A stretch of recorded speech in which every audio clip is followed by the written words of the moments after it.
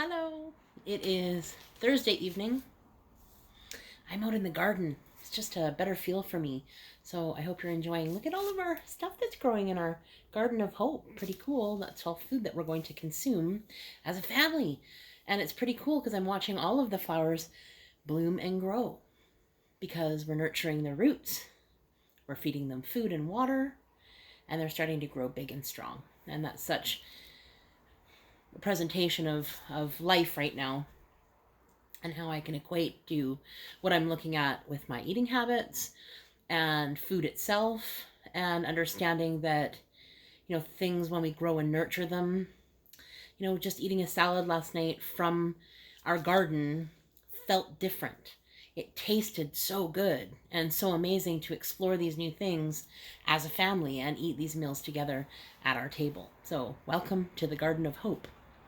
Here's some things that I've been thinking about today. So, this idea of instead of just trusting the process, becoming the embodiment of trust.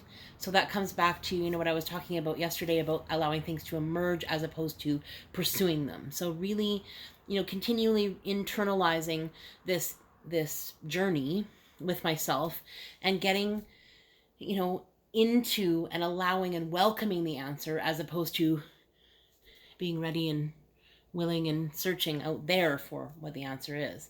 But there's such cool things that I come across every day, and then I write them down because they impact me, and I want to be able to bring them to you in the evening. So bear with me while I tend to look at the page because there's just so much that I want to remember to say.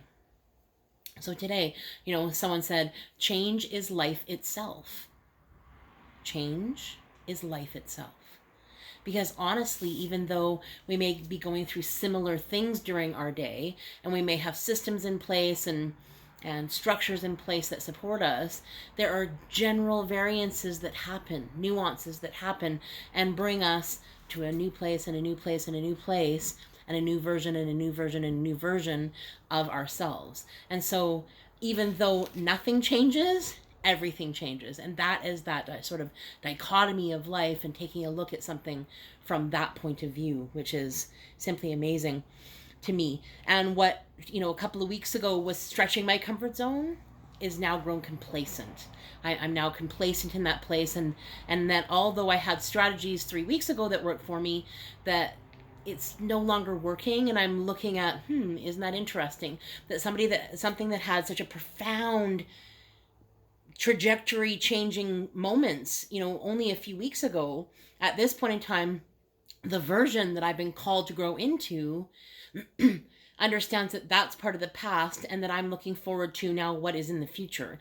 And as I, step into my comfort zone, and I obviously feel like, okay, so I actually know that I'm complacent here, and now I need to stretch and grow into that next sort of burst of growth, because they're available. It just won't always look the same, and the strategy won't always fit every time. And so I'm learning that and adjusting those things accordingly. And remember yesterday I was talking about alignment, right? So all of those things just fine tune the alignment. They bring me into a finer tuning with the alignment of my life. And change is life itself. So cool. Every act is an act of self-definition. Every act is an act of self-definition.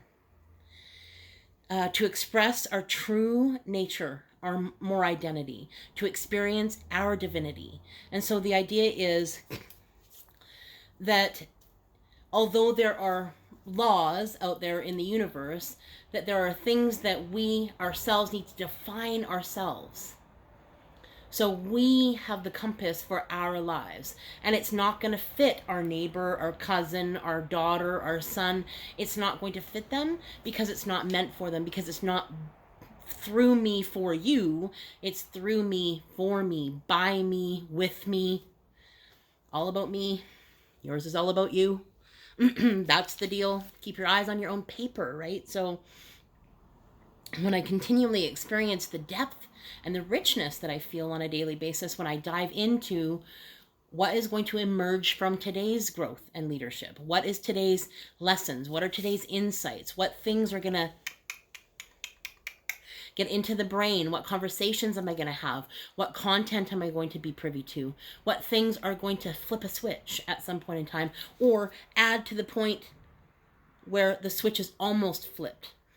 So every single thing that we experience throughout our day is something that leads to that next step, that next step, that next step, that next thought, that next notion, that next corner, whatever is coming is going to be there, which is pretty cool. And so there is no one size fit all, right? So the idea that what works for me is not going to work for everybody. And how excited I am about that, because, when I was searching outside of myself for the answers and in pursuit of somebody else's truths and shoving content in like I'm drowning,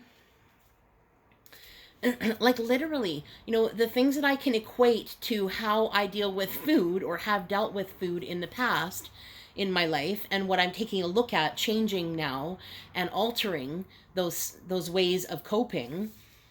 It's so interesting to me that at one point in time, what was a truth is now becoming into question, right? So is this really supporting me? Because here's the truth is, I'm either in reaction to the world or I'm in creation. Those are the two states. I can be in reaction to or in creation of. And that place of allowing things to emerge. Oh.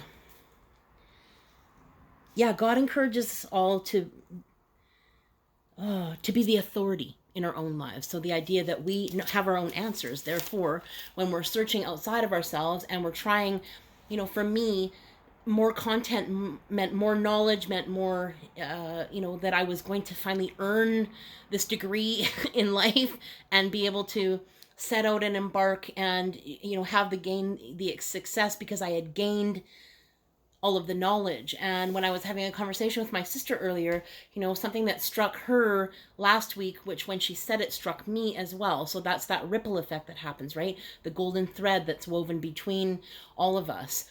And when she said, what my card said was, you don't have to do any more homework. You don't have to take any more courses. You have all the knowledge that you possibly need. And then I went, wow. I have been starving for self-development for so long, and I've been taking from that buffet absolutely everything on it. No discernment with whether or not I need it, whether or not it's for me, whether or not I'm going to enjoy it, whether or not it's going to taste good to me.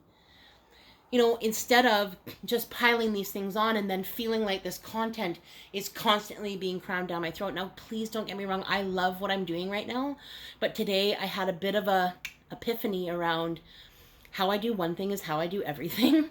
And so when I realized that that's how I've treated food for so many years, is just, scarfing it down and rushing through what is supposed to be an enjoyable experience with food, I was always rushing to the end part of doing the dishes and getting on with life. And the problem is, it's all life. And as I do that with, some of the content, so I put myself in front of content, I've bought some courses, I've made some large commitments to, some pretty profound amounts of days. So 21, 36, 90, whatever the course material is, I've dedicated and committed to these things. And I've been really loyal, and I've been really proud of myself for being as loyal as I am to myself. For the very first time. I don't break the chain, and it's amazing. But today when I was, came to this realization that I've been shoving content in with no time to breathe and actually digest the stuff that's coming to me. And I was like, wow, that's a pretty profound equal to what I've been doing with food for so long. And so when I really sat in it, instead of rushing to say yes, because I have fear of missing out, and I know that a lot of us do.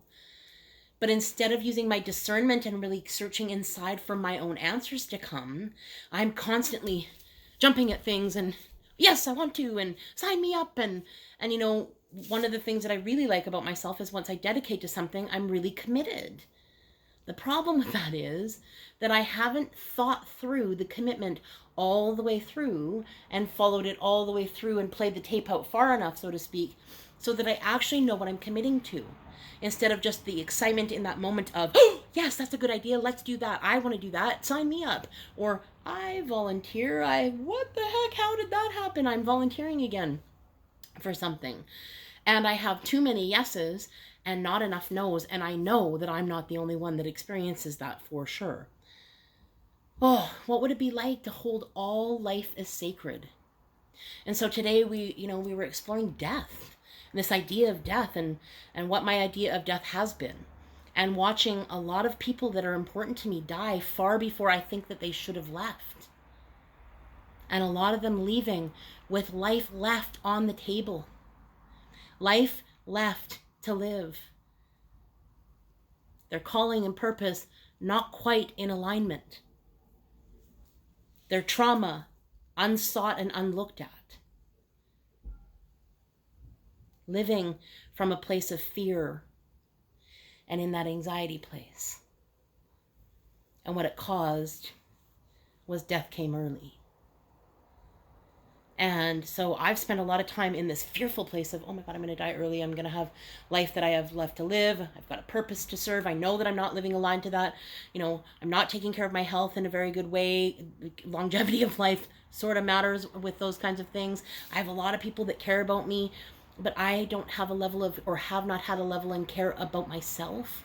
I've not had that self-worth and self-compassion and self-direction in order to move myself to actually telling myself the truth and moving towards what I say that I want in the way that I am now. So I can't do anything about the past. That's gone. That's in the past, and there's nothing that I can do about it.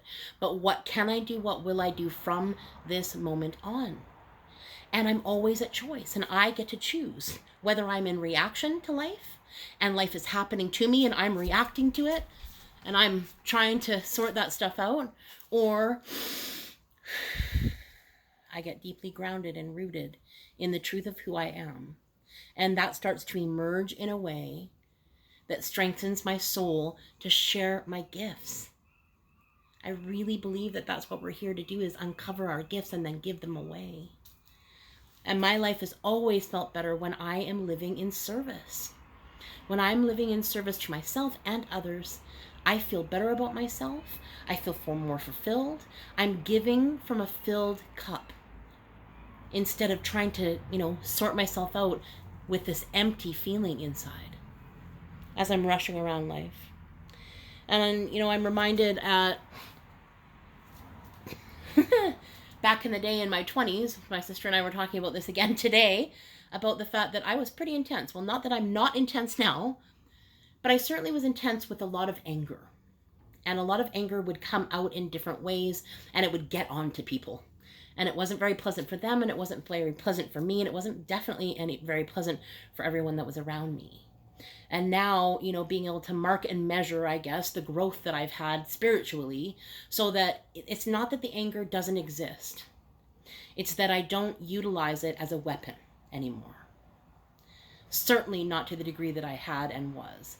Not that I don't have trauma that gets triggered from time to time, and that's the thing that comes out.